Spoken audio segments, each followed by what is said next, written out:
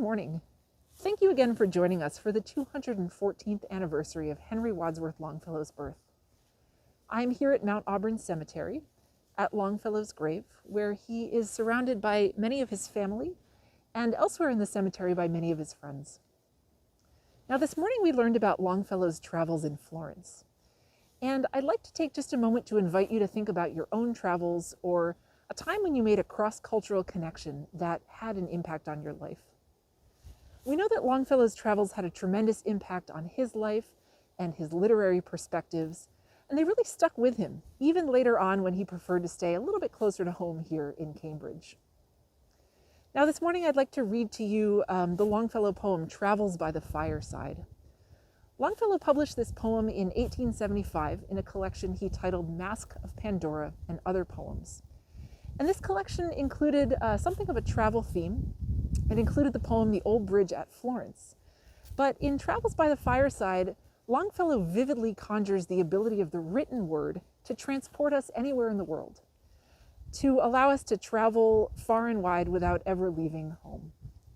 And I imagine that this is something that resonates with many of us in 2021. I know myself, I have turned to many poets and writers over the past year to travel beyond my little bubble, to connect with new perspectives, and to see the world. And so now I'd like to read to you Travels by the Fireside by Henry Wadsworth Longfellow. The ceaseless rain is falling fast, and yonder gilded vane, immovable for 3 days past, points to the misty main. It drives me in upon myself, and to the fireside gleams, to pleasant books that crowd my shelf, and still more pleasant dreams. I read whatever bards have sung of lands beyond the sea, and the bright days when I was young come thronging back to me. I fancy I can hear again the alpine torrents roar, the mule bells on the hills of Spain, the sea at Elsinore. I see the convent's gleaming wall rise from its groves of pine, and towers of old cathedrals tall, and castles by the Rhine. I journey on by park and spire, beneath centennial trees, through fields with poppies all on fire, and gleams of distant seas.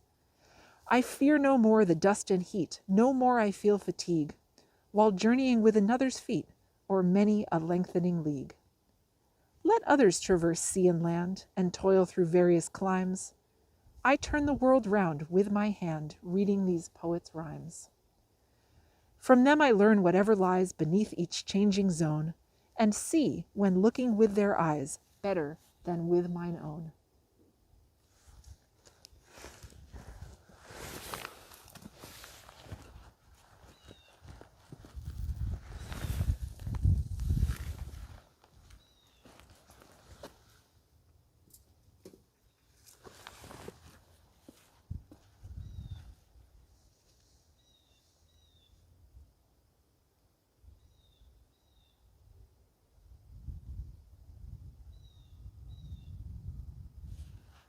Thank you again for joining us for Longfellow's birthday.